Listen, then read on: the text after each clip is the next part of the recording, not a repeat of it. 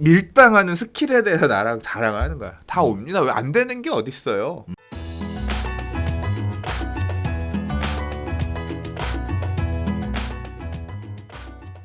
좋아요와 구독하기는 사랑입니다. 네, 안녕하십니까.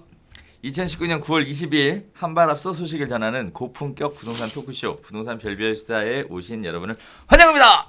우! 우리 추석 때문에 한 주 쉬었는데. 네, 아쉬웠습니다. 그러니까 말이에요. 아니 생각도 못 하고 있었어요. 워낙에 정신없이 살다가 보니까. 네, 그랬더니 추석이래. 그러니까요. 어디 갔어요? 부모님 댁, 처갓집, 그리고 와서 쉬고. 네. 그랬어요? 근데 벌써 그 쉰 날도 되게 오래돼가지고 이번 주 또 빡세게 한 주 보냈더니 지난주에 쉬면서 좋았던 기억은 다 사라졌어. 아, 이번 주에 치열했거든요. 이거저거 하느라. 아, 그래요? 네. 유튜브 요새 엄청 하시던데. 이게 보이는 거랑 조금 다릅니다. 아, 그래요? 네, 그러니까 유튜브에 영상은 뜨문뜨문 올라오는데 안에서는 이 오리가 발밑에서 백조가 우리 발밑에서 장난 이거 아니야. 우리도 네. 장난 아니에요. 그러니까 이게 와, 진짜 생노가네, 생노가다. 그러니까 네. 그게 사실 인건비가 안 나와 유튜브가. 그죠? 네, 힘들어요. 네. 그걸 이제 직접 좀 해보려고. 그러니까 원래는 좀 대충 성의 없이 했는데 이런 것 저런 것 좀 배워가면서 조금 갖추어서 해보려고 하다 보니까 쉽지 않네요. 네. 그럴 때는 이제 영상팀이 필요한 거죠. 네, 지금처럼. 영상팀 월급을 줄 만한 또는 아웃소싱을 할 만한 매출이 안 나와. 얘기 안 했나? 지금 카드값도 못 내고 있어요. 아이고 왜 그러세요? 큰일 또. 났어. 또 죽는 소리. 자, 어제 국세청에서 갑자기 네. 우편물이 날라왔어. 세금 내라고. 깜짝 놀래가지고. 재산세?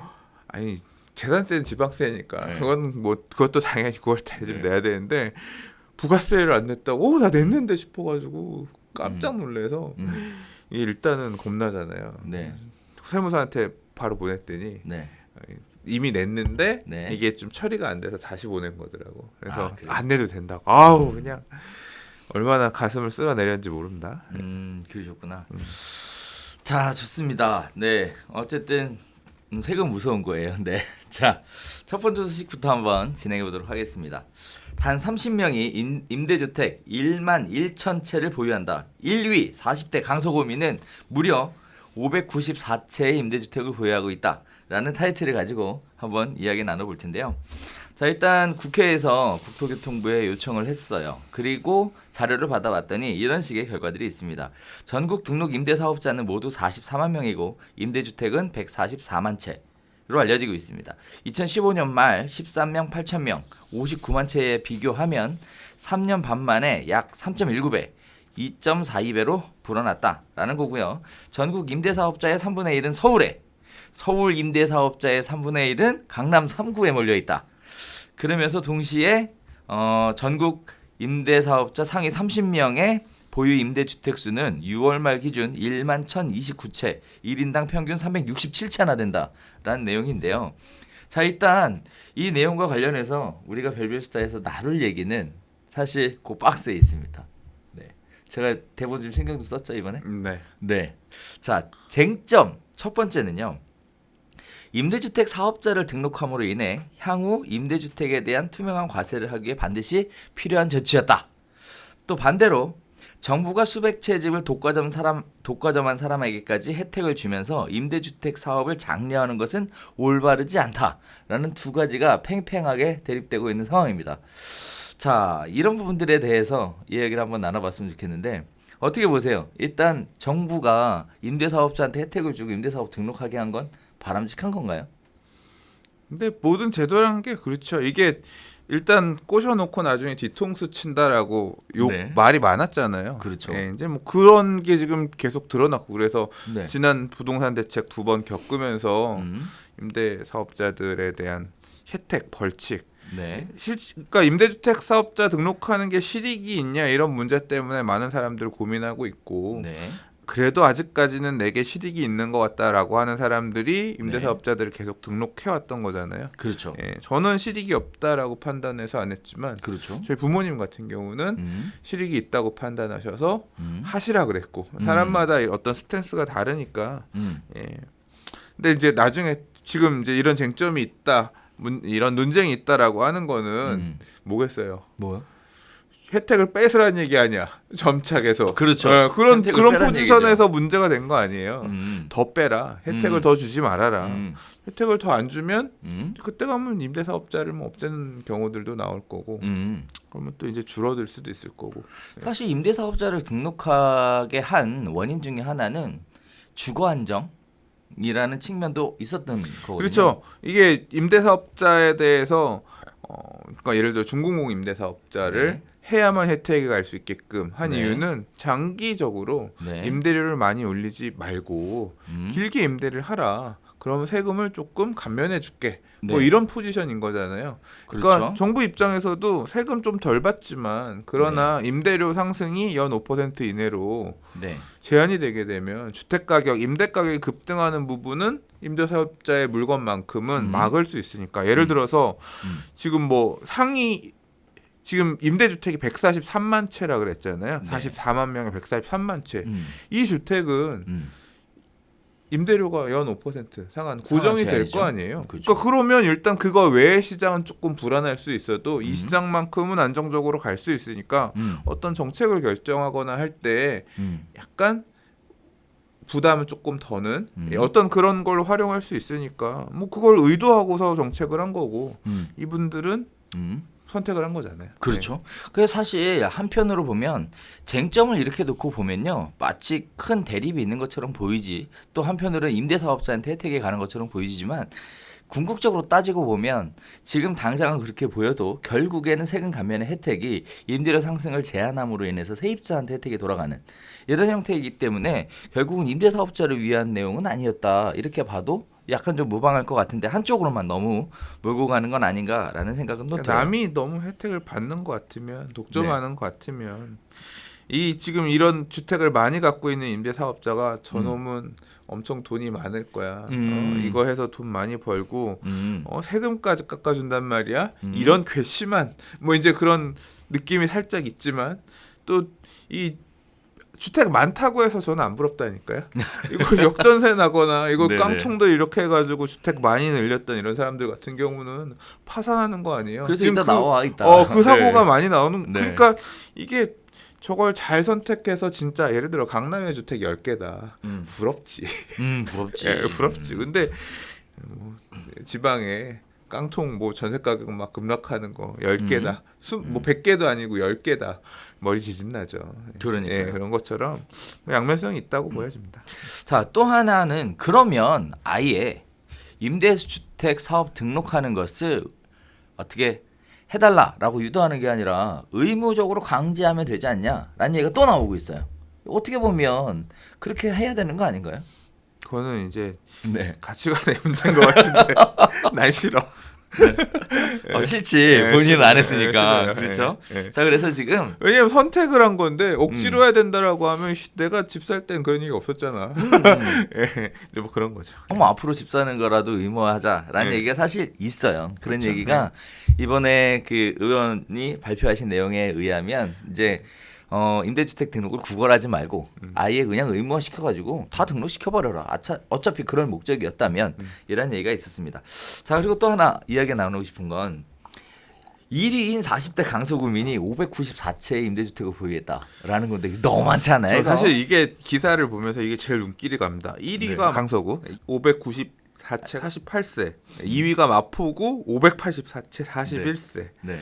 여기 40대들이 많아요. 46세, 네. 40 막 400개, 500개 갖고 있는 사람이 40대들이 진짜 많네.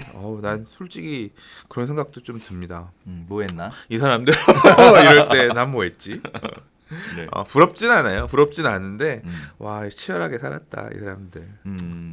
이거 가서 계약하고 그 임대차 그거 바꿔주는 것만 해도 이게 아마 이 정도 올라간 사람들, 그러니까 이 정도 이게 보면 30위가 249채거든요. 네. 40살이야. 네. 이제 이 사람들 중에 상당수는 아마도 이제 지방 거 뭐 이렇게 또 지방 거 말 그대로 뭐 소액으로 어떻게 하면 된다 뭐 이런 것들 하는 거 수도권에 소액 있는 그런 것들로 해서 채워진 물량들을 가진 분들도 좀 있을 거고 네. 그런 투자로 해서 늘린 분들도 있지 않을까 생각은 하는데 전 개인적으로 사실 이게 일개 개인이 관리하기에는 숫자가 너무 많은 것 같아요. 그러니까 그게 어느 정도 규모 이상이 되면 네. 아마 이제 회사처럼 관리하는 뭔가 근데 개인 이름으로 등록했는데? 개인 이름으로 등록해 있지만 개인이 직원을 써가지고 뭐 어디는 네가 관리해라 뭐 하고 좀 그렇게 뿜빠이해서 하지 않을까? 그 저는 개인적으로는 이거 보면서 이런 생각이 들더라고요. 아, 한 곳에 몰려 있구나. 보통 통으로 그냥 통으로 갖고 있는 거지 다.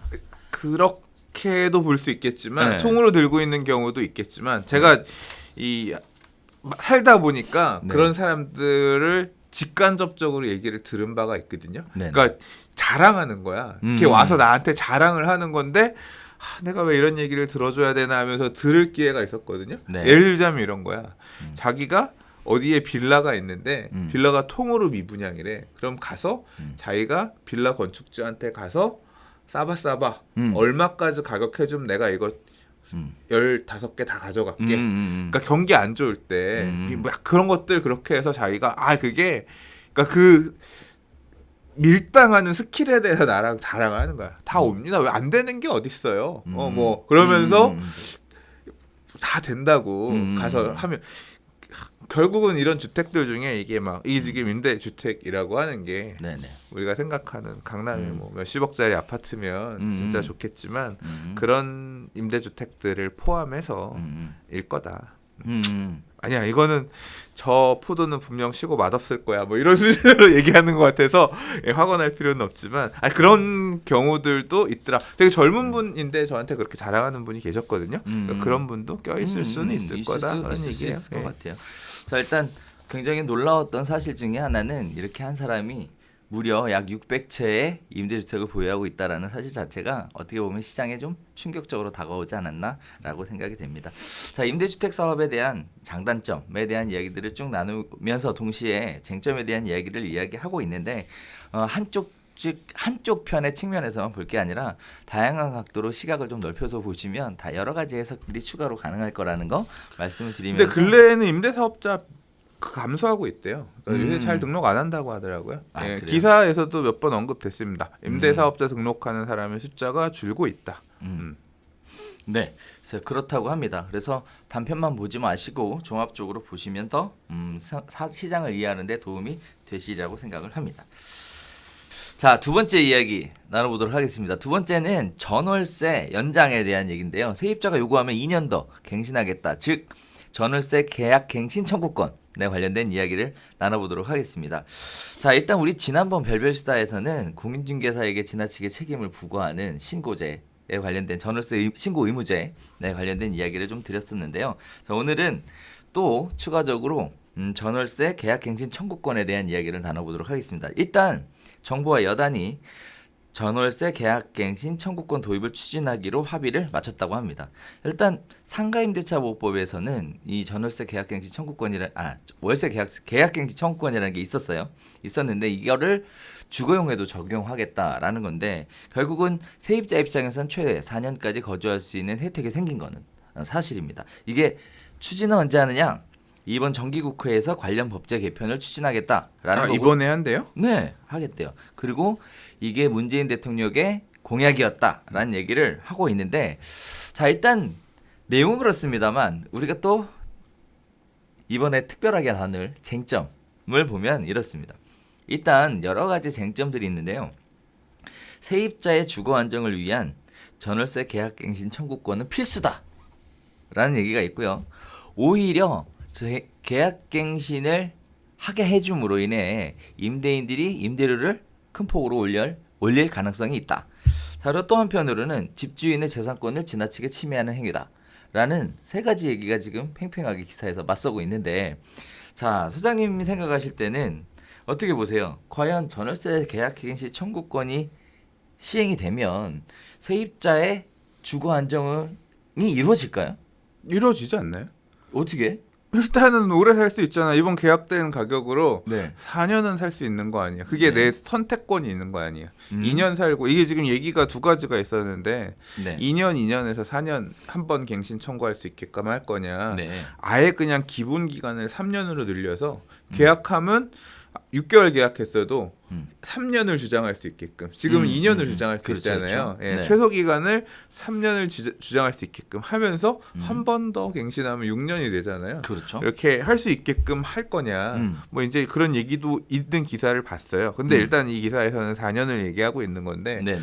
그러니까 그럼 내가 임차인 입장이면 계약은 몇 년 할래요? 임대인이 그러면 2년이요. 그렇죠. 2년 하고 1년이요. 1년이 하고 뭐 2년 그렇지, 이제 하면 2년 돼. 저 주장하면 2년 살래요 되지. 하고 그다음에 갱신 청구할 때 아니야. 근데 1년 하면 갱신 청구할 때 2년밖에 안 되지 않나? 아니요. 아니야, 2년까지 그건 아닌가? 인정이 돼요. 자, 일단은 그 확실한 부분 그거는 조금 쟁점 좀 확인 필요한 거니까. 뭐 4년 살면 되는 거니까. 그럼 나는 임차인 입장이면 좋을 것 같아요. 이 금액에서 뭐 임대 금액 자체가 제한적으로만 올라갈 거고 뭐 그 금액에서 일단 이 집에서 이사 안 가고 살 수 있으니까 예를 들어 우리 큰애가 고등학교 갔는데 이 동네에서 중간에 고2 때 이사 가면 이거 뭐 올려달라고 하면 머리 아프고 안 되니까 4년은 버텨야 돼. 뭐 중학교를 가는데 여기서 이 중학교 보낼 때까지 있어야 돼. 그럴 때는 뭐 안정적으로 갈 수 있잖아요. 좋을 거다. 4년까지. 네, 필요하다. 필요하다. 필요하다라기보다는 세입자 주거 안정에 세입자한테는 기여하게 기여하게 된다. 당연히 기여되겠죠. 자, 저는 개인적으로 약간 조금 다른 생각도 있어요. 물론 4년이라는 기간까지는 주거 안정을 추구할 수도 있겠어요. 그러나 문제는 4년 이후에는 제가 보기에는 이거 못 따라갈 것 같아요. 4년 이후에 임대료가 엄청나게 올라가는 부분들에 대해 지금 왜 그러냐면요. 그 계약갱신 청구권 도입과 동시에 전세금 인상률을 5%로 제한하겠다라는 얘기가 또 논의가 되고 있다고 하는데 좋아요. 5% 인상을 해줬다고 쳐. 그리고 뭐 역전세난이 아니라고 하면 사실 어느 정도 임대료를 인상해 주면서 계약갱신을 계속 할 수 있잖아요. 지금도 할 수 있죠. 지금도 할 수 있죠. 다시 계약하면 되는 거니까. 재계약 임대인도 괜히 중개수수료 더 내고 그렇죠. 다른 세입자 놓기보다는 그렇죠. 계속 사세요. 뭐 그러니까. 그게 더 편하긴 하지. 그러니까 그게 더 좋을 수도 있는데 지금 이 어떻게 보면 되게 기분 나쁜 이 정책이에요. 세입자를 마치 위해 주는 척 했지만 궁극에는 2년 위해 주는 거지. 2년. 궁극적으로는 전월세 시장은 실수요자 시장이잖아요. 시장 논리에 굉장히 철저하게 움직이는 시장인데 그 기간을 2년 늦춘다고 해서 과연 세입자의 주거 안정이 영원히 이루어질 수 있는 건 아니다. 아니 영원히 이루어지는 게 어딨어. 그 4년이라도 봐주자 그런 거죠. 그러니까. 그리고 4년 뒤에 법이 이렇게 됐어. 4년 살았어. 그럼 4년 뒤에 바로 나가는 건 아니잖아. 아유 이제 임대료는 좀 우리 정상화해서 다시 재계약하시려면 계세요. 임대인 입장에서도 그렇게 하겠지. 그렇지. 뭐. 대신 전월세 상승 가격은 엄청나게 올라가겠지 임대료는. 그걸 왜 걱정해줘? 그거는 어차피 이걸 하나 안 하나 그건 올라가는 거는 마찬가지. 그 사람이 선거 끝난 다음에 그 사람이 더 부담해야 된 임차인이라고 하는 건 시장 가격을 결정하는 건데 2년이라도 많이 안 올려주고 뭐 계속 그 안에서 거주할 수 있으면 해피한 거지. 그걸 뭘 걱정해줘요? 걱정해야지. 그러니까 저는 철저하게 임차인을 보호해줄 수 있는 정책이긴 할 것 같아요. 근데 우려가 되는 건 그거죠. 이게 제도가 도입되는 시점에 갑자기 확 급등하면 어떡하냐. 이제 그 부분에 대한 우려들이 되게 많은데 그 얘기들이 계속 나오잖아요. 저는 그 시절을 안 살아봐서 예를 들어 이 주택임대차 보호법이 처음 나오던 시절에 이게 이제 2년을 강제하게끔 하는 내용이 되던 시절에 갑자기 전세 가격이 엄청나게 급등을 했다. 이제 그런 상황이 지금 시점에 다시 발생할 수 있다. 그러니까 지금 전세 3억 하던 게 갑자기 이거 되면 5억으로 튀어갈 수 있다. 그렇죠. 그러니까 지금 이걸 도입하는 건 조심해야 된다. 이 얘기가 거의 한 10년 나온 것 같아. 그렇지 않아요? 이 전월세 이 계약갱신 청구권 얘기가 비단 지금 정부에서 처음 나온 게 아니라 계속 있었는데 얘기가 나올 때마다 도입되면 전세 가격이 갑자기 몇 년치 급등할 수 있을 거기 때문에 조심해서 도입해야 됩니다. 조심해서 도입해야 됩니다. 얘기가 계속 있어 왔어요. 그렇죠. 그 얘기 자, 또 나와. 네.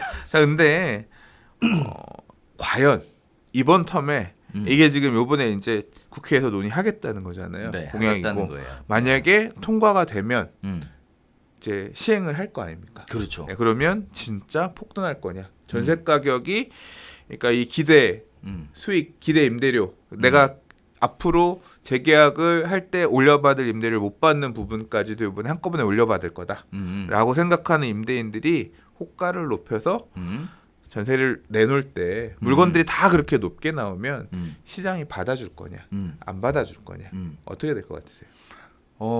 지역별로 받아주는 시장이 있을 것이고 못 받아주는 시장이 있겠죠. 네. 그러니까 지역별로 적용이 따로 이루어질 거기 때문에 매우 제한적으로 임대 가격은 올라갈 것이다. 라는 게 일단 제 개인적인 생각이에요. 그러니까 저는 이 문제에 있어서 아무 생각이 없었거든요. 그냥 말씀하신 것처럼 모르겠다였어요. 왜냐하면 전세 가격이 올라갈지 떨어질지는 사람들마다 모르는 의견이 거니까. 다르고 그렇잖아요. 근데 이게 시행 시점이 언제냐가 되게 중요한 변수입니다. 예를 들자면 올 가을에는 올 하반기부터는 입주 물량, 당장 지금 9월부터 입주 물량들이 서울에 많아요. 네. 예, 지금 뭐 강동구, 동대문구, 성북구, 뭐 서울 인근에 있는 지역 같은 경우도 지축지구 입주 시작하죠. 향동지구 입주 있죠. 그러니까 서울 동남권 뭐 등등 강남은 별로 없지만 서울 안에서 입주 물량들이 내년 상반기까지 좀 있거든요. 있죠. 공급이 이렇게 있는 시점에서는 그러니까 입주 물량이 있는 시점에서는 이런 규제 이런 어떤 제도가 시행이 돼도 뭐 집주인이 3억 살다가 나는 안 되겠으니까 재계약하실 거면 이번에 계약하실 거면 5억 주세요라고 하면 임차인이 다른 데 집 찾아보다가 물건이 5억짜리 집 이거밖에 없으면 할 수밖에 없겠죠. 없겠죠. 한 4억 8천이면 제가 할게요. 되겠죠. 근데 입주하는 집 3억 해도 물건 있어. 아이고 4억 8천에 많이 5억에 많이 놓으세요 하고 그 집 가겠지. 그러겠지. 근데 그 물량이 없는 상태에서는 임대인의 막 목소리가 세질 수밖에 없다는 거죠.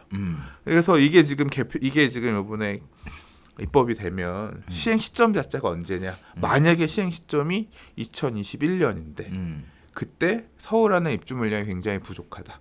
수도권에도 입주 물량이 부족하다라고 하면 문제가 될 가능성이 높아요.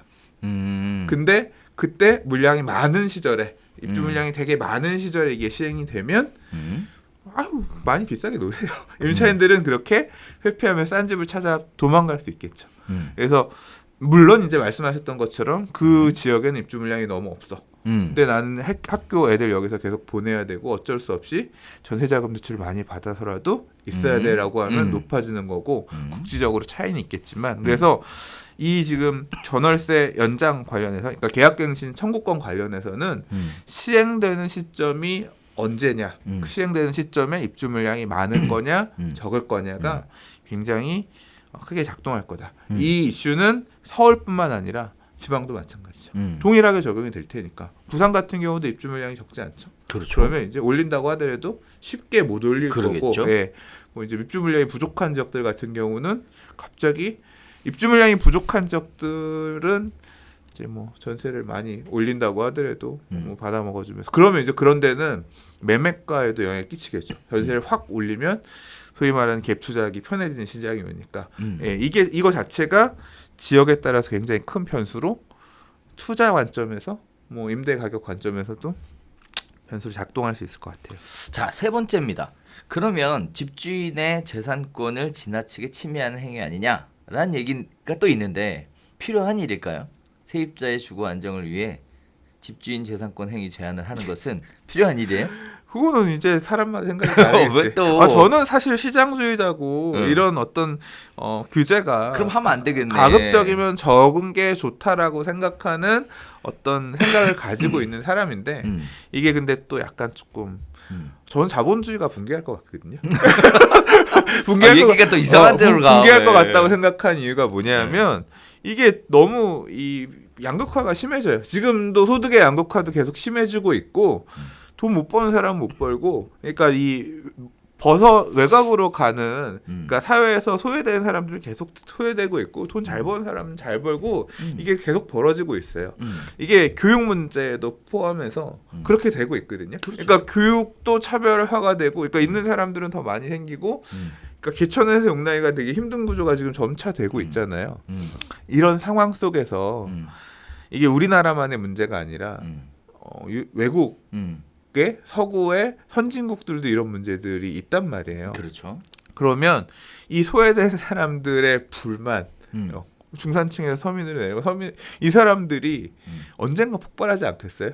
그러면 저는 자본주의가 붕괴될 수도 있을 것 같은데 폭발하면 어떻게 시민혁명? 그러니까 그런 전쟁이 나거나 예를 들자면 다른 형태의 뭔가 이 갈등 문제가 터질 수 있을 만한 그런 위험이 있다고 생각해요. 근데 자 이런 제도가 뭐냐면 그러니까 저는 이런 게 없어야 된다라고 생각하는 친자본주의적인 생각을 갖고 있는 사람이지만 그런 폭발이 생기면 그런 갈등이 아주 폭발하는 그런 게 생기지 않기 위해서는 이런 안정을 해줄 수 있을 만한 복지 차원의 또는 제 가치관에 반하는 제도이지만 어느 정도 제도적 장치가 이 배려 계층을 위해서 작동해야 되는 부분이 필요할 것 같고 필요하다. 예, 필요하다면 사실 저는 더 큰 어떤 가치를 위해서 이런 부분은 희생해야 되는 거 아니냐. 그러니까 수용해야 되는 거. 나는 제가 희망하진 않지만 이런 게 필요하다라고 고민해서 내놓는 거에 대해서 하라고 하면 뭐 수용하고 따라야 될 수밖에 없는 거 아니냐. 사실 이 정도 선까지는 감안을 할 것 같아요. 그러니까 이게 그러니까 사안에 따라서 이건 말도 안 돼가 있겠지만 뭐 이 정도까지는 감안을 할 수 있을 것 같아요. 왜냐하면 4년 동안 전세 하나도 임대 가격 한 번도 6년 8년도 못 올려봤는데 시기에 따라서 물량들 나오면 이게 의도적으로 올리고 싶어도 못 올리고 그런 사례들이 되게 많잖아요. 그렇죠. 예, 그렇기 때문에 뭐 지나치게 치매 시기에 따라서 그냥 2년 조금 덜 싸게 놓고 있다 2년 뒤에 많이 받으시면 되는 그렇게 네가 손해를 많이 봤냐? 그러면 그냥 뭐 이런 거죠. 예. 그래서 제 느낌은 그 정도입니다. 예. 자, 그러면 이 얘기를 정리해 보면 그런 것 같아요. 이 법이 계약갱신 청구권 제도가 도입이 되더라도 이 청구권에 의해서 피해를 보는 것은 전세 가격이 급등한 일부 지역에만 해당되는 내용이고 나머지 지역에는 해당이 안 되는 내용이니 이 전세 가격이 일부 급등하는 지역들에 대한 이러한 적용 정도는 해도 된다. 할 수 있다. 왜 이렇게 아니 정리가 될것 그 같네요. 정책에 대한 책임은 하는 분들이 져야지. 뭐 내가 해도 된다 안 된다를 판단할 부분은 아니고 그렇게 나타날 수 있는 부분도 조금 예상을 해서 조금 시행하는 시점이라는 것들을 만약에 서울 수도권 시장 불안 뭐 이런 게 목적이면 잘 고려해서 하시는 게 맞지 않을까. 뭐 그 자, 정도 의견입니다. 저는 개인적으로 저는 임대 가격이 폭등하는 거 바라지 않아요. 저는 개인적으로 사실 이 부분에 대한 얘기를 꺼낸 또 다른 목적이 하나 있어요. 뭐냐면 2년에 한 번 임대차가 손바뀜이 이루어짐으로 인해서 결국은 부동산 중개업소도 먹고 살 거거든요. 근데 이게 4년이 돼버리면요. 어떤 결론이 나오게 되냐면 여러분이 그동안 흔하게 볼 수 있었던 부동산 중개업소들이 문을 닫아야 됩니다. 네, 심각한 상황입니다. 전체 매출액, 부동산 중개업소의 전체 매출액의 약 70%가 임대차에 의한 소득으로 구성되어 있는 상황이에요. 그러니까 오히려 그보다 더 높은 경우도 많습니다. 그런데 그 수익이 지금 절반으로 뚝 떨어진다는 얘기거든요. 그럼 결국은 기존에도 먹고 살기 힘들어서 죽겠다고 하는 중개업계는 전체적인 매출이 예년에 비해 절반으로 뚝 떨어진다라고 보여지는 부분이에요. 굉장히 심각하게 받아들이고 있는 부분인데 왜 굳이 이런 걸 또 해가지고 또 힘들게 하나. 근데 이 부분에 대해서는 약간 아쉬움이 있어요.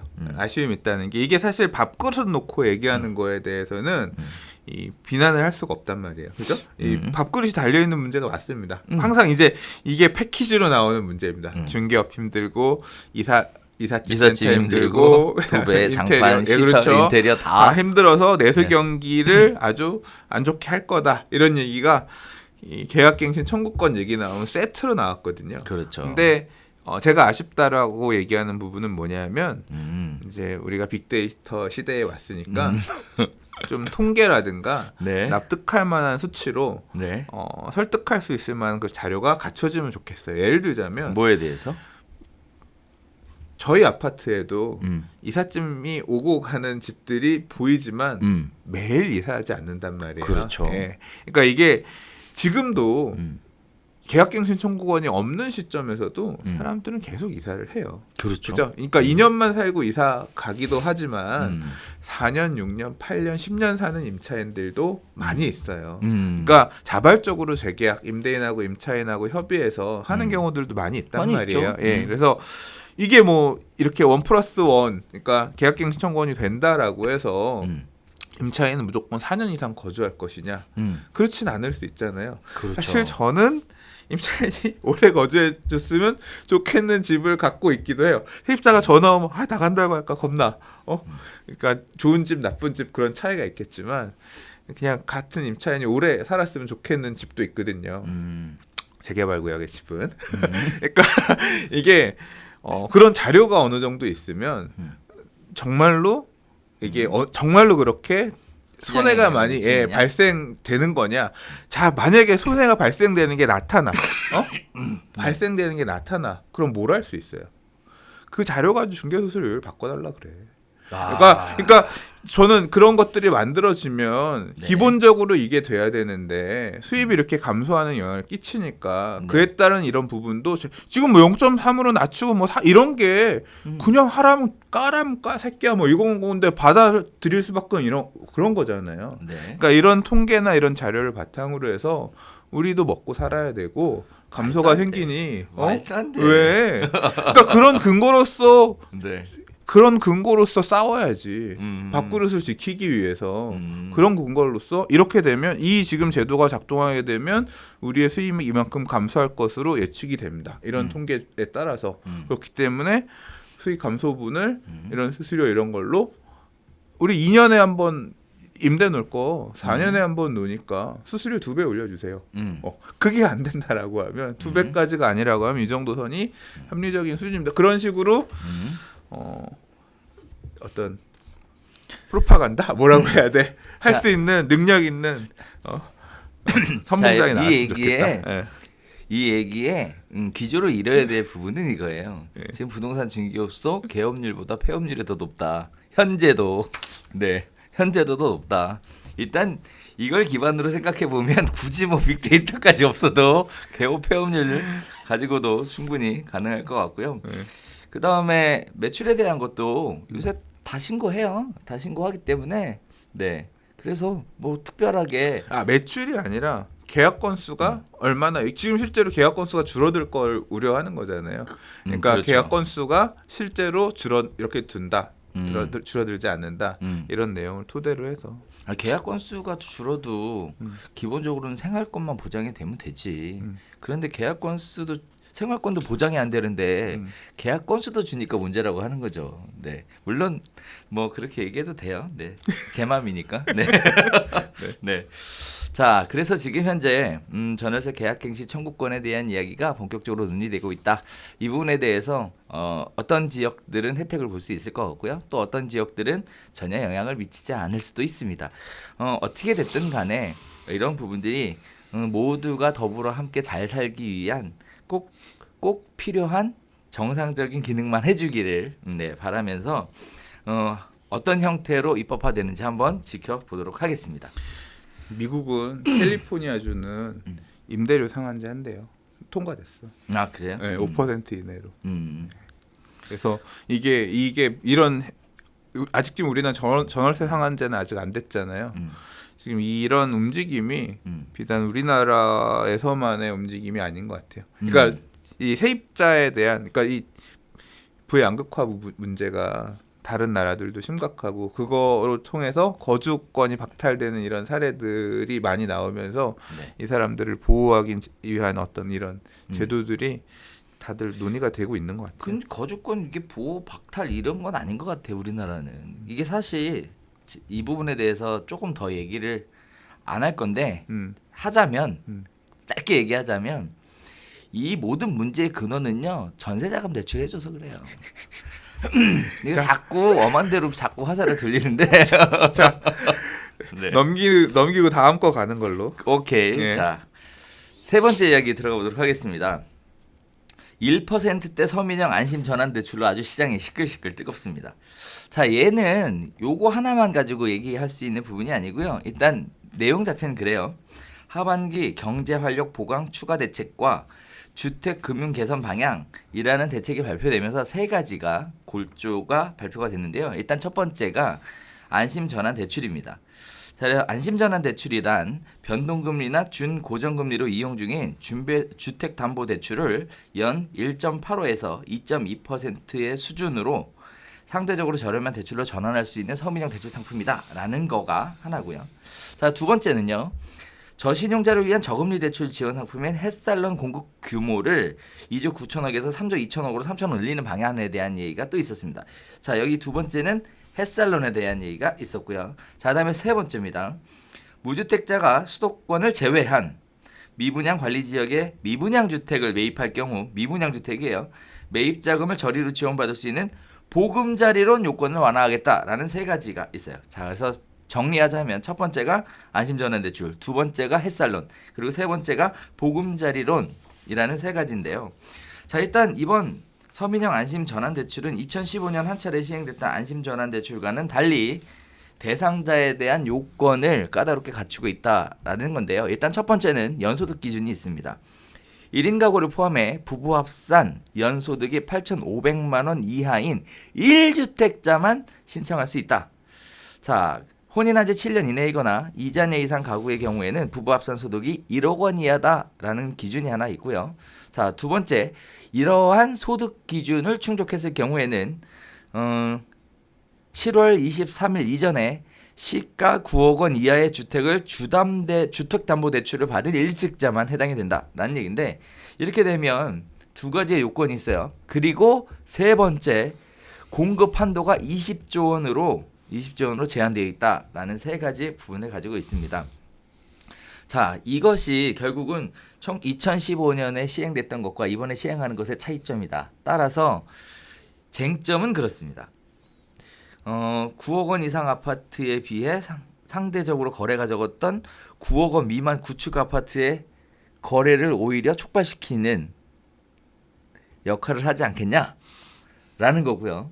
또 하나는 경제 활성화 및 주택 금융 개선을 위해 이런 조치가 필요하다라고 하는데, 이 필요한 이유가 지금 시점에서, 굳이 부동산 시장이 뜨겁다고 하는 지금 시점에서 이러한 이유가 지금 왜 필요하냐라는 두 가지가 지금 대립되고 있는 상황인데, 소장님 보시기에는 어떠세요? 이게 시장 띄우기 역할을 해줄까요?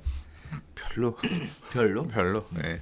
이게 지금 집 사는 사람이 받을 수 있는 대출이 아니라 기존의 담보대출 비싸게 받아 쓰고 있는 사람들한테 싸게 바꿔줄게, 이런 목적의 대출인 거거든요. 그렇죠. 그러니까 싼 대출 써라. 근데 이제 제가 2015년에 받은 사람이에요. 받았어요. 이거를? 2015년에 한 번 했고 지금 2차잖아요. 전환대출 당시에 제가 받았거든요. 그래서 2.6%인가 지금 원금이랑 이자 상환하면서 쓰고 있는데, 이제 그거 지금 다시 하는 거예요. 근데 그때는 다주택자가 됐거든요. 네. 됐어. 이번에는 안 돼. 1주택자만 돼요. 금리는 그때보다 지금이 훨씬 싸요. 그러니까 지금 되게 좋은 조건을, 그러니까 이자 부담을 줄이면서 바꿀 수가 있으니까. 근데 이게 이제 또 소득 제한이 있기 때문에, 그렇죠. 뭐 모든 사람이 다 해당되진 않을 거고 일부만 해당이 되는 거고, 그리고 이제 금액도 20조 원이라서 이게 뭐 소진 다 되면 지난번에는 돈이 금방 소진돼 가지고 추가 하루에 5조씩 소진됐대요. 그렇게 이제 네. 요번에는 이제 뭐 네. 첫날 뭐 1조도 안 됐다고 그러더라고요. 매일 1조 5천억씩 소진이 돼야 이게 보름 동안 14일 동안 받는 건데 20조가 소진이 되는데, 이런 추세면 소진이 다 안 되는 거 아니냐. 처음에 좀 많이 되고 그 다음에 조금 추세가 줄어들 텐데 그런 얘기도 나왔거든요. 근데 뭐 보니까 신청한 사람들 대기도 많고 그랬다 해서 다 소진이 될지 어쩔지 모르겠어요. 근데 기존에 대출 받았던 사람들한테 좀 부담을 줄여주는 그런 어떤 혜택. 그러니까 지금 보면 서민들 안심 전환하게끔 해준 이름이 딱 그건 것 같아요. 그 소득도 보고 이러고 1주택이라고 하는 게 그런 상황인 것 같습니다. 자, 사실 이러한 쟁점에도 불구하고 제가 이야기를 나누고 싶은 부분 또 따로 있어요. 뭐냐면 왜 시행할까요? 이자 나가면 어떻게 되겠어요? 이자가 줄면 어떻게 되겠어요? 뭐 어떻게 한 달에 되나요? 내가 예를 들어 100만 원으로 원금 이자를 냈어. 근데 이걸 쓰면 85만 원만 내면 돼. 15만 원 나 더 남아. 그럼 그거 뭐예요? 뭐 할까요? 소고기 사 먹겠지. 치킨도 사 먹고. 그러니까 결국 금융 비용이 줄면 그만큼에 대한 뭐 저축을 할 수도 있겠지만 소비를 할 수 있을 여력이 생기잖아요. 이제 그런 혜택을 저소득층에게 주겠다. 저소득층 좀 표현이 그렇다. 이제 서민, 서민에게 네. 그러니까 주겠다. 대출을 쓰고 있는 이 분들에게 주겠다라는 그런 의미인 거니까. 개인적으로는 사실 단편적으로만 읽히지는 않아요. 왜 그러냐면 시장의 개인의 채무 비율, 그다음에 주택 연체 비율, 뭐 이런 여러 가지 등등의 조건들이 굉장히 안 좋다는 얘기가 그동안 계속 있어 왔거든요. 좋다고 좋을 걸? 안 좋아. 아니야. 우리나라 담보대출 연체율 안 나빠. 연체 없어. 별로. 왜 가계대출 부채가 어마어마하게 커가지고 뭐 경기가 부채는 늘어나 가계 부채는 경기- 늘어나고 있어. 경기가 네. 무너지면 네. 한 방에 다 아웃될 수 있다. 아니야. 뭐 제가 이런 제가 식의 제가 얘기들이- 봤던 데이터에서는 가계 부채 연체율 높지 않아요. 그래요? 네. 자, 그래서 그런 식의 부분들이 영향을 미치지 않았나라는 생각도 있어요. 그러니까 대출이 너무 많으니까 좀 한 방에 훅 안 가게 안정적으로 좀 살짝 그렇죠. 건드려 주려고 하는 거 그건 아닌가? 있죠. 그게 줄면 연체율도 낮아질 거고 더 낮아질 거고. 그러니까 미리 좀 대응하는 부분도 없잖아 있죠. 그렇죠. 그런 부분들도 보이고 또 한편으로는 아까 소장님 얘기했던 대로 이자가 줄어드는 부분에 있어서 사람들이 소비를 하게 되므로 경제를 활성화시킬 수 있다. 뭐 이런 식의 두 가지 측면이 보여지는데 일단은 개인적으로는 이런 생각은 들어요. 왜 지금 할까에 대해서는 좀 여러 가지 생각들을 하게 하는 부분인 것 같아요. 이게 지금 뭐 부동산 시장 자체가 어느 지역이나 뜨거운 지역이 있으면 차가운 지역도 있고 차가운 지역이면 또 뜨거운 지역도 있고 하는데 지금 가장 큰 문제가 된다라고 얘기하는 지역들이 서울하고 수도권에 대해서 연일 집중 포화를 날린 이런 상황에 이런 부분들이 진짜 우려했던 대로 9억 원 미만 구축 아파트의 거래를 하게끔 만들어주는 이런 역할에도 뭐 크진 않지만 경기 안 좋은 지방 사람들은 이거 못 써요? 쓸 수 있죠. 그럼 지방도 도움 되는 것이 뭘? 아니 그게 아니라 그리고 서울, 이게 서울, 지금 수도권. 이게 경쟁이 심해지면 집값 기준으로 예? 싼 집에다 우선적으로 준다며. 딴 집으로 그러면 준대요. 서울에 8억 5천짜리에다가 받은 사람이랑 저희 지방에 3억짜리 받은 사람이랑 경쟁하면 거기 지방에 더 많지. 거기 거 해주고 여기 거 안 해주겠네. 그러니까 뭐 아무튼 이렇게 생각하면 이렇게 생각할 수도 있지만 그 뜻을 그렇게 나쁘게 저는 아니야 읽히진 않아요. 나쁘게 보는 건 아니에요. 그러니까 이게 어떤 시장을 이렇게 달고 물론 뭐 굳이 해석을 하자고 하면 이렇게 해서 이자를 줄인 다음에 이자가 줄었으니까 다른 데서 신용대출을 더 빌려가지고 집을 한 채 더 사야지. 뭐 이제 그런 식으로 생각하는 일주택자도 나타날 수도 있겠죠. 네. 예. 근데 그거는 15만 원 이자 덜 남은 거 가지고 이자 덜 내도 되는 거 가지고 소고기 안 사 먹고 빌라라도 하나 더 대출받아 사겠다라고 하는 그 사람의 문제인 거지. 그리고 예. 그것도 사실 그래요. 따지고 보면 과연 줄어드는 이자율 에 의해서 세이브되는 금액만큼 과연 이게 소비로 연결될 것이냐라는 부분도 이것도 퀘스천이에요. 네, 여러 가지 형태의 경제 활성화에 대한 정책들을 펼쳐왔지만 일단 소비로 연결이 되려면 나는 된다. 그래요? 된다. 소비로 연결되려면 일단 사람들이 부담을 좀 안 느껴야 되는데 그러기에는 부담이 많이 될 것 같아. 집값이 너무 많이 올라서. 은행 솔직히 선생님 제 이자 좀 깎아주세요. 제가 이자 덜 내는 만큼 다 소비할게요. 저는 할 거야. 예, 전 된다. 예, 제 이자 좀 깎아주세요. 감사합니다. 네. 네. 그게 결론이네. 깎아주세요. 지금 기준금리 미국 요번에 낮췄다 그러잖아요. 우리나라도 계속 낮출 거 아니야. 질 수 없음 하면서 제발 좀 낮춰주세요. 제가 이자 덜 내면 그 돈으로 맛있는 거 많이 사 먹겠습니다. 네, 좋습니다. 많이 쓰고 다닐게요. 예. 좋습니다. 네. 자, 그러면 이자율을 전체적으로 낮춰주는 걸 기대하면서 이제는 뭐 낮아질 것 같아요. 지금 분위기가 경기가 안 좋다고 하니까. 좋습니다. 자, 네 번째 이야기 넘어가도록 하겠습니다. 지금 추석 연휴가 끝나면서 본격적인 인사철을 맞이하게 됐는데요. 최근 경기도 광주에서 100세대가 넘는 세입자들이 전세 보증금을 다 잃게 되었다라는 얘기가 있으면서 화제가 되고 있습니다. 경기도 광주에 시세보다 저렴한 전셋집을 찾아 계약을 했는데 알고 보니 전셋집이 신탁회사 소유인 걸 알게 됐다. 라는 얘기였어요. 그래서 결국은 전세 보증금을 하나도 다 돌려받지 못하게 됐다라는 얘기가 있었고요. 자, 두 번째는 계약 당시에 등기 문제가 있다면서 집주인이 자신이 가지고 있는 다른 집으로 일단 계약서를 쓰자라고 한 거죠. 그러니까 결국 본인이 거주하는 집과 전세 계약서 쓴 집은 다른 집인 거예요. 이유는 그랬어요.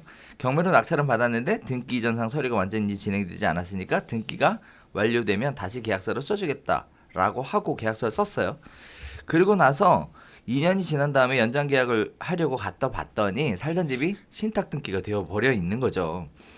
계약서를 썼던 그 집으로 들어가려고 했더니 이미 그 집엔 또 다른 사람이 살고 있어서 들어갈 수도 없는 사람이고 상황이 발생을 했다라는 건데, 자, 일단 이 부분에 대해서 뭐 여러 가지 얘기들이 있습니다. 공인중개사를 나무라시는 분들도 계시고 미리 알려줬어야 되는 거 아니냐라는 분도 계시고, 또 담보신탁으로 대출을 받게 해주는 것이 가능했다라는 부분도 또 하나 밝혀지게 되는 부분이었는데, 어쨌든 부동산 중개업을 거래를 하다 보면 공제라는 걸 가입을 하게 되죠. 공제에 사고가 발생하는, 즉 중개사고죠. 중개사고가 발생하는 여러 가지 유형 중에 빠지지 않고 발생하는 게 소유권에 대한 분쟁 사고였습니다. 자, 이 신탁에 관련된 부분도 바로 그 소유권에 관련된 사고였는데요. 일단 내용을 잘 모르시는 것 같아서 모르시는 분도 계실 것 같아서 제가 보니까 이거는 분명히 신축이야. 제가 이 기사 세부적인 사례는 모르겠지만 네. 거의 그 내용인 것 같아요. 경기도 광주니까 경기도 광주에 보통 빌라 단지들 이런 것들 근래에 많이 지었잖아요. 지으셨죠. 그런 거 중에 사례일 것 같아요. 왜냐하면 난 아까 처음에 봤을 때 이게 말이 돼? 이해가 안 갔거든요. 네. 왜 담보 신탁 걸려 있으면 문제 있다는 거 당연히 알 텐데 소유권 문제 왜 이걸 이렇게 해서 봤더니 계약 당시에 등기가 문제가 있다면서 집주인이 자신이 갖고 있는 다른 집으로 일단 계약서를 쓰자. 이거부터 말이 안 돼. 말이 안 예, 되지. 아니 이걸 이렇게 받아 썼다는 거에서부터 세입자들이 너무 무지한 거 아니야. 중개업자가 뭐 그렇게 해도 돼라고 했다라고 하면 중개업자는 과실책임이 분명히 있을 거라고 그렇죠. 생각이 되고요. 그러니까 이게 그런 거 아니에요. 그 동네에서 빌라 같은 거 또는 다세주택 지는 업자가 집 이쁘게 다 져놓고 집 마음에 들어 이거 계약해요 라고 했더니 아 요건 지금 등기 문제 있으니까 저거 똑같은 집이잖아요. 저걸로 일단 쓰시고요. 나중에 뭐 하면 여기 그때 계약서 다시 쓰시고 여기 들어가면서 뭐 해드릴게요. 뭐 이런 식으로 하면서 집도 새로 지어진 새 집이고 들어가 사는 거고 뭐 등기 새 집이니까 등기하는데 시간 좀 걸릴 수 있고 뭐 그런가 보다 생각하면서 집 일단은 가격이 쌌으니까 가격이 쌌으니까. 눈이 확 야, 이 집을 이렇게 싸게 살 수 있다, 싸게 거주할 수 있다고 뭐 이러면서 좀 혹혹한 마음이 들 수도 있었겠지. 근데 나중에 알고 보니까 이제 뭐 그 실제 살고 있는 집은 돈은 전세금은 얘가 집 지은 것도 맞고 소유자가 맞는 것 같으니까 좋겠지만 실제 가 보니까 뭐 그랬겠지. 뭐 집 짓는데 돈 빌려왔고 이제 그 과정에서 분양 잘 안 되고 뭐 어쩌고 하니까 신탁에서 뭐 가져가고 네가 집을 짓긴 했지만 실제로 이거 지어서 파는 돈 이런 것들 채무자들한테 안 줬으니까 우리 신탁 회사에서 뭐 관리하겠다 뭐 이렇게 해서 팔아서 수익 뭐 보통 이제 대주단 뭐 이런 데에서 돈 빌려준 데에서 어떻게 나눠 갖겠다 뭐 이런 식으로 갔을 거 아니에요.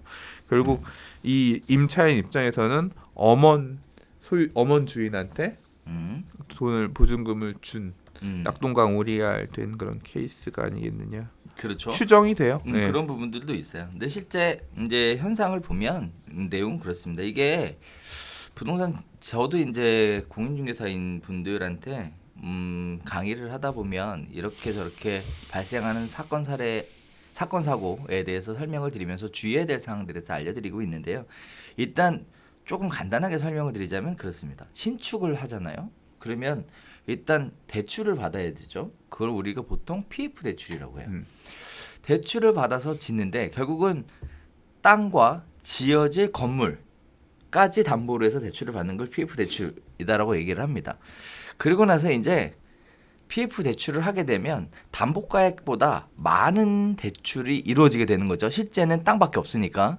그러면 뭔가 추가적인 안전장치를 요하게 되는데요. 이런 경우 은행에서는 열이면 열 다 신탁 등기해 줄 것을 요구를 합니다. 이렇게 돼서 분양하는 땅은 대부분 다 소유권이 신탁회사로 넘어가 있는 상황이고 신탁회사에서 하는 업무는 자금 관리에 대한 부분을 신탁회사에서 진행하도록 이렇게 설정이 되어 있어요. 신탁계약의 범위가 그렇게 만들어져 있는 상황입니다.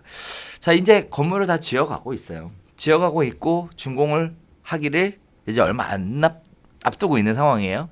그래서 알아보니까 집이 괜찮아요. 이 사람이 지은 거 딱 그렇죠. 보이고. 그리고 이 사람이 지은 거 맞고 네. 왔다 갔다 하고 그러니까 이 사람이랑 계약해도 되겠지라고 생각했는데 실제 건물은 등기가 아직 안 나온 상황이죠. 거기다가 준공도 안 떨어져 있는 상황이고 하지만 한 달 뒤에는 등기도 준공도 떨어질 거고 준공이 떨어지면 등기도 하겠다라고 얘기하니까 당장 이제 집이 마음에 들고 필요하니까 계약은 한다라는 거예요. 그런데 누구하고 계약하느냐가 늘상 문제가 되어 왔습니다.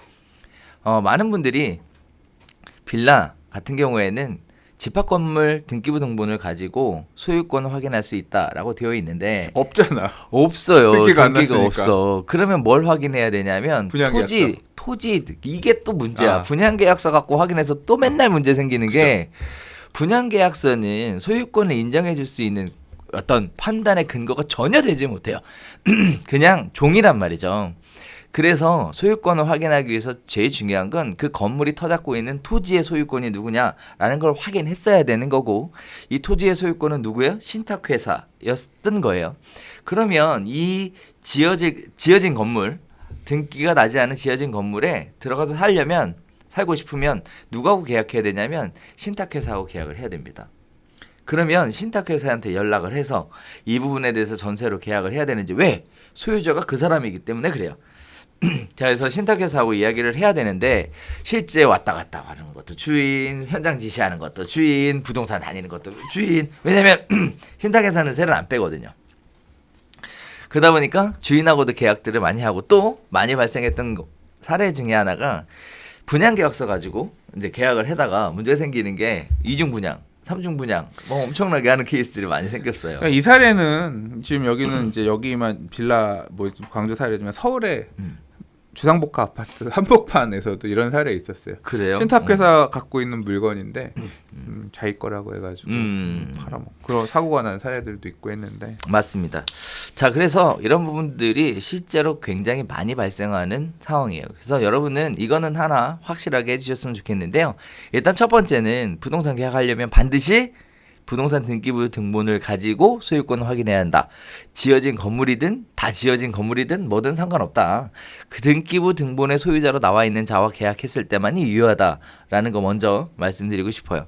자, 다음에 또 시청자분들이 궁금하실 것 같아서 담보신탁에 대한 얘기도 간단하게 정리를 해봤는데요. 담보신탁, 소유자는 신탁회사입니다. 그리고 위탁자입니다. 즉 건물주는 소유자가 아니기 때문에 건물주와 임대차 계약을 체결하더라도 이는 소유자가 아닌 자와 계약을 체결한 것이어서 임대차 계약 자체의 효력을 갖지 못합니다. 따라서 그런 계약에 기초하여 전입신고, 확정일자, 백날 받아도 아무런 보호를 받지 못한다는 사실, 즉 소유자가 누군지를 정확하게 확인하고 계약하는 것이 가장 계약의 기본이다라는 말씀을 드릴 수 있을 것 같아요.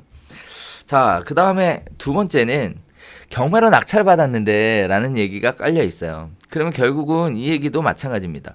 여러분이 이제 임대차 계약을 하실 때 중요한 거는 임대차 보호법에 적용을 받으려면요. 일단 소유자하고 계약해야 한다는 건 기본적인 상황이고 전입신고, 확정일자, 그 다음에 이사를 들어가야 돼요. 근데 아시다시피 전입신고, 확정일자, 이사를 받는 이 세 가지 조건은 뭐냐면 내가 직접 들어가서 살아야 되는 집을 의미하는 거예요. 근데 지금 보면 이 두 번째 사례, 하자 사례 같은 경우에는 계약은 엄한 데다 하는 거죠. 이 부분에 대해서 괜찮다라고 얘기하는 누가 얘기할지 모르겠지만 네, 이 괜찮다라고 얘기하는 것 자체는 큰 문제가 있습니다. 이 기사를 잘 보면 임대인이 중개업소에서 괜찮다고 해서 했다라고 하는데 제가 그냥 개인적인 정황으로 볼 때는요. 이거는 완전 핑계예요. 중개사들이 이 정도를 모르고 계약하지는 않거든요. 본인이 책임지지 않기 위해서 중개사에게 떠넘기려고 하는 네, 모습으로 보여지는 이런 부분들입니다. 공인중개사가 신탁에 대해선 신탁을 했기 때문에 더 안전한 집이다라고 얘기했다는데 자 과연 이렇게 얘기할 공인중개사가 있을까 싶어요. 어쨌든 공인중개사는 봉이니까 그죠? 네. 나는 이게 두 개 사례가 같이 묶인 건 줄 알았더니 사례가 각각 다른 사례구나. 다른 사례였어요. 제가 그래서 이해가 안 돼가지고 두 개 다른 그러니까 이렇게 두 개가 짬뽕돼서 묶이기도 어렵겠다 생각했는데 그래서 아까 처음 얘기는 약간 제가 네네. 오해가 있었던 걸로. 자, 5번째 이야기 넘어가도록 하겠습니다. 분양가 상한제 역효과가 시작되는 것이냐? 전세 시장의 가격이 급등한다라는 얘기가 지금 있는데요. 자, 아파트를 산 다음 전세를 주는 것이 아니라 직접 거주하려는 사람이 많다 보니 전세 물건이 거의 없다시피 하다. 전세 계약이 많아야 일주일에 한두 건 정도였는데 추석 연휴를 전후에 전세 물건 10건 가운데 7, 8건으로 벌써 소진이 됐고 전세 물건이 귀하다 보니까 심지어 반전세 혹은 월세 물건까지도 계약되는 상황이다. 전세 수급 지수가 올해 3월 들어 100을 넘어서 점차 올라가고 있다라는 얘기가 지금 만들어지고 있습니다. 이 얘기를 요약해보면 그렇습니다. 민간 택지 분양가 상한제를 확대 적용하면서 로또 청약을 기다리는 수많은 수요자들이 대기 수요로 남아있는 상황이라 전세 수요자가 굉장히 증가한 상황이다. 전월세 계약 기간을 현재 기본 2년에서 최장 4년으로 늘리는 방안까지 추진키로 하면서 집주인이 집을 임대하지 않거나 또는 전월세 임대료를 올릴 방법이 커졌기 때문에 이런 부분들이 전세 물량 공급에 제한을 주는 거 아니냐 이런 두 가지 이야기들을 가지고 우리가 한번 이야기 나눠보도록 하겠는데 아까 잠깐 얘기 나왔었던 부분이기도 해요. 쟁점은 그렇습니다. 1989년 정부가 전세 임대차 보호법을 고쳐 의무 전세 임대차 기간을 1년에서 2년으로 연장한 직후 서울 전세값은 23.7%를 뛰었고 이듬해인 1990년에도 16.2%가 급등했다라는 얘기와 함께 동시에 정부의 얘기는 이렇습니다. 1987년 전세가 상승률이 전국 19.4%, 서울 18.3%를 기록하는 등 임대기간 연장 개정 전부터 폭등 현상이 이어져 왔으므로 1989년 90년의 전세값 상승률이 임대기간 연장 개정에서 갑자기 비롯된 것으로 보기는 어렵다라는 두 가지 이야기가 팽팽하게 맞서고 있는데 전월세 계약갱신 청구권과 관련돼서 지금 현재 전세 가격이 올라가고 있는 상황에서 과연 누구의 얘기가 맞을까에 대한 얘기는 자 일단 이 얘기는 네. 지금 두 가지 관점이니까 80년대 후반 90년대 초반의 전세난에 대해서는 네. 지금이랑 같은 급으로 보면 안 될 것 같아요. 음. 그 시절은 서울이 급격하게 팽창하던 시절이었고 집이 부족하던 시절이었잖아요. 집이 부족했기 때문에 우리가 5대 신도시 200만 원 건설 얘기가 나온 거잖아요. 맞아요. 그러니까 아까 제가 얘기했던 부분 중에서 수급이 불안한 상황에서 이런 제도가 맞물리게 되면 임대인이 올려달라는 대로 올려줄 수밖에 없는 집도 없는데 그래 그럼 우리 더 이게 임차인들이 목소리를 크게 내기 힘든 게 어떻게 보면 작동했던 거고 지금이 과연 그런 수준으로 수급이 불안한 상황이냐. 근데 저는 사실 이 지금 요새 기사들 중에 보면 전세 시장 급등 얘기가 나오는데 이게 오늘 얘기인지 지난달 얘기인지 한번 좀 묻고 싶어요. 진짜 급등했어요? 자 그냥 여쭤보는 거예요. 여기 아파트 전세 급등했어요? 일단 거래가 없어요. 아니 거래가 없는 게 아니라 네. 물건은 있는데 그 호가가 예를 들어 전세 가격이 훨씬 비싸게 나오는데 어떤 그런 거 있어요? 큰일이다. 왜? 이렇게 갑자기 물어보니까 몰라. 몰라? 관심을 안 가졌어. 난 네. 내가 갖고 있는 집이랑 네. 그러니까 내가 갖고 있는 집이랑 어머님 집이랑 그다음에 이 그 가격 체크를 해봤거든요. 안 올랐어. 그리고 물건이 많지 않은 건 많은데 그렇다고 해서 세입자들이 제발 계약해 주세요. 뭐 이런 모양새도 아직까지는 그런 느낌은 아닌 것 같거든요. 일단 기억을 좀 더듬고 있어요. 제가 기억을 좀 더듬고 있는데 일단 전세 가격을 기존에 거래했던 것보다 낮춰서 내놨다는 소식은 못 들었어요. 그러니까 급등이냐 네. 그냥 조정 그냥 말 그대로 그러니까 급등이라고 하는 건 올라야 급등이잖아요. 잠깐 새로운 어. 문제 제기야. 어. 급등의 기준이 뭐냐? 그게 아니라 네. 지금 그렇게 급등 상황인가? 왜냐하면 지금 이제 추석 이후부터 가을 시장인데 공급 물량들 많잖아요. 많아요. 그러니까 사실 알고 있어요. 제가 갖고 이 이해관계가 있는 집들은 주변에 공급 물량들이 가을부터 또 대기되어 있어. 그러니까 오를 수가 없는 그런 상황이야. 오를 수가 없는 상황이고 뭐 서초 같은 경우는 입주 물량이 없기 때문에 인근의 흑성 뉴타운 이런 쪽 동작구 이런 쪽은 조금 그 영향 때문에 이주 시작하고 그런 영향이 있으면 올라갈 가능성도 있다. 여기도 서초잖아요. 그렇죠. 근데 서초가 그런 기사의 내용대로라고 하면 방배동은 지금 급등하는 게 드러나서 전세 없어서 못 나요. 그 금액도 노준 바로 나갈 거예요. 이런 얘기가 튀어나와야 맞는 건데 이게 2달 전에는 네. 그렇게 급등이라고 얘기할 만큼 네. 다룰만 해요. 2달 전에. 네. 근데 지금은 그러냐는 거지.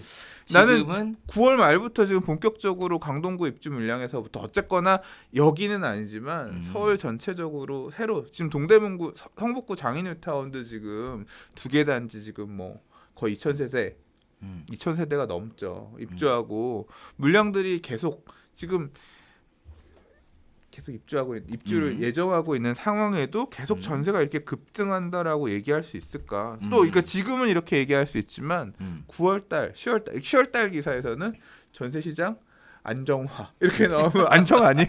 뭐 이렇게 될 수 있다는 거죠. 그러니까 지금까지는 그런 분위기일 수도 있었는데 앞으로는 또 다른 분위기일 수 있다는 거. 그 얘기는 맞아요. 네. 그렇다라고 하면 기준의 문제죠. 기준의 뭘 기준으로 문제죠. 급등으로 볼 거냐, 상승으로 볼 거냐 그러니까 문제인데. 저는 이 분양가 상한제 역효과 시작이라고 얘기하는 것도 네. 그냥 다 끼워 맞추면서 기사를 위한 기사 이렇게 되면 분양가 상한제가 좀 나쁜 거 아니냐 그 뭐 이런 얘기를 식으로 강조하기 위한 보여게 그러니까 급등이라는 단어 사용. 분양가 상한제 시작도 안 했는데 할지 안 할지도 모르고 할지 안 할지도 모르고는 뭐 제 행복회로지만 행복회로 들리는 거지만 아무튼 분양가 상한제기가 얘기가 나오고부터 언론에서는 전세가 이제 역효과 납니다. 얘기가 나오고 신축도 그 얘기도 이제 맞물려서 같이 얘기가 나오는 부분은 없지 않아 있는 것 같아요. 원래 그 하려고 했던 얘기는 그 얘기가 아니라 이건데 그 당시의 상황은 그 당시에 80년대 후반의 상황은 수요 자체가 많았고 공급 자체가 없었기 때문에 전세 가격이 올라간 것이다. 80년대는 훨씬 지금보다 심각한 심했다? 상황이었다. 그때는 너무 서울 안에 집이 부족해서 그러니까 무허가 주택을 지어 산 거 아니에요. 납득이 안 가시죠? 예, 그때는 우리나라 서울의 무허가 주택들 이런 게 그런 거 아니에요. 그냥 집 지어서 가서 살기도 하고 판잣집 지어 살기도 하고 일단 살아야 되니까 그런 집들이 집으로서 효용을 했던 거 아니에요. 그게 이제 나중에 재개발 뭐 이런 거 하게 된 거고. 그러면 결국은 정부안이 더 맞는 얘기다라고 판단할 수도 있을 것 같아요. 왜냐하면 지금 정부에서 얘기하는 게 그 얘기거든요. 임대기간 연장 개정 전부터 폭등 현상은 이미 일어난 것이었다라는 건데 그러면 결국은 정부의 얘기가 맞다라고 얘기하는 거면 결국은 이번에 전월세 계약갱신 청구권에 따라 임대 가격이 올라갈 것이냐라는 것은 사실 이 당시 시점을 가지고 얘기할 수는 없는 거겠다. 그러니까 이때처럼 폭등하는 형태로 나타날 것인가? 저도 여기서 보면 전세값이 20%, 뭐 16%, 뭐 19%이 정도가 돼야 급등이라는 표현을 쓰는데 지금 선생님 얘기하셨던 것처럼 2달 전에는 물량이 서초 같은 경우에는 뭐 기사에도 여러 번 나왔죠. 물량이 워낙에 없었어요. 공급되는 물량 자체가 없어서 급등이라는 말을 쓸 정도였는데 지금 그 정도 상황은 아니라고 보여지거든요. 그래서 급등의 기준이 뭐냐라는 부분은 급등을 했었어요. 뭐 이제 그런 기사 정도로 그러니까 봐야 될 것 같아요. 다시 봐야 될 것 같다. 이 얘기는 어떻게 보면 분양가 상한제 역효과라는 부분에 어떤 반론을 제기하기 위한 일종의 기획 기사 뭐 이렇게 볼 수도 있을 것 같습니다. 자, 아무튼 시장 자체가 전세 시장이 가을 이제 이사철을 맞이해서 신문 기사에도 이제 전월세 시장에 대한 이야기들이 계속 줄줄 나오고 있어요. 이번 가을에 이사를 준비하고 계신 분들 마음에는 좀 불안할 수도 있을 것 같은데 생각보다 시장 자체는 조용한 상황입니다. 전반적으로. 그래서 또 수장님 얘기하셨던 대로 몇몇 지역들의 공급들이 대거 지금 대기하고 있는 상황이라서 과연 전세시장 급등이나 폭등까지 할 수 있을까에 대해서는 여러 가지 회의가 드는 상황이기도 해요. 그래서 아까 언급했던 지역들, 강동이나 향동이나 이런 쪽 지역들을 통해서 들어가시는 것도 괜찮을 것 같고 이 외에도 공급되는 지역들이 굉장히 많으니까 이번에 이사를 준비하고 계시는 분들이라면 그런 쪽 지역 관심 있게 보셔도 괜찮을 것 같아요. 그죠? 지축지구도 이제 입주 시작하고. 지축도. 네. 그래서 우리 회원들이 벌써 갔어 지금. 지축지구. 네. 그 지축은 분양권 전매가 묶여 있던 단지라서 입주하면서 전매들이 좀 될 걸요. 아 그래요. 네. 그래서 가신다고 하시길래 가시라고 했어요. 일단 제가 잘 몰라서. 네. 저한테 이제 물어보시잖아요. 어디에 가서 창업하면 좋을 것 같냐 물어보는데 사실 잘 모르겠어. 줄줄이 지축역 센트럴 푸르지오 그 이름이 뭐더라? 아무튼 예. 네. 그 반도 유보라 뭐 해가지고 뒤에 계속 입주들 하면서 이게 아마 보통 그럴 거예요. 1년 이내 전매는 양도세 중과니까 1년 이후에 파시면 일반 세율로 뭐 하세요 하면서 계약 잔금 시점 미루면서 거래들 순차적으로 하면 뭐 어쨌든 좋겠다. 서로에게 좋은 걸 선택을 해야지. 좋겠다. 네. 그죠.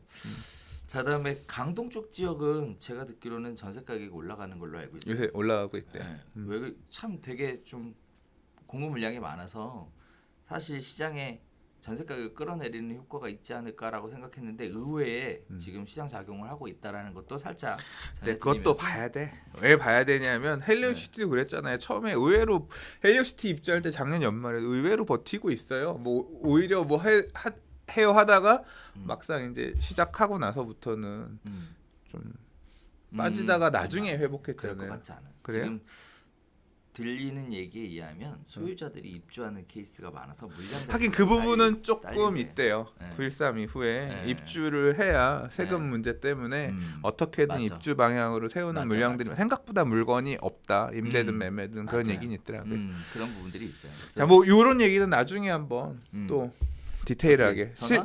모셔? 그러니까 동남권 시장 상황 관련해서 네. 진짜 물어보는 분들이 많아요. 아 그래요? 그래서 동남권? 한번 동남권, 그러니까 고덕 12,000세대 실제 어떤지 좀 소식을 듣고 싶습니다. 디테일하게. 그 부분에 대한 거를 얼마 전에 브리핑을 한번 했는데, 네 네오비 TV에서 네오비 TV 링크 걸어서 찾아보세요. 뭘. 자, 그래서 그런 부분들이 있으니까 참고하셨으면 좋겠습니다. 자, 저희가 준비한 소식은 여기서 인사드리면 될 것 같아요. 네, 날씨가 선선해져서 이제 좀 다닐만은 또 하고요. 콧바람도 쐬기 참 좋은 날씨인데 이럴 때 건강 관리 그동안 더우셔서 못 하셨잖아요. 건강에 좀 신경 쓰시면서 네, 행복한 가을 하루하루 만끽해 보셨으면 좋겠습니다. 저희가 준비한 소식 여기서 마치도록 하겠고요. 다음 주에 다시 새로운 소식 가지고 찾아뵙도록 하겠습니다. 감사합니다.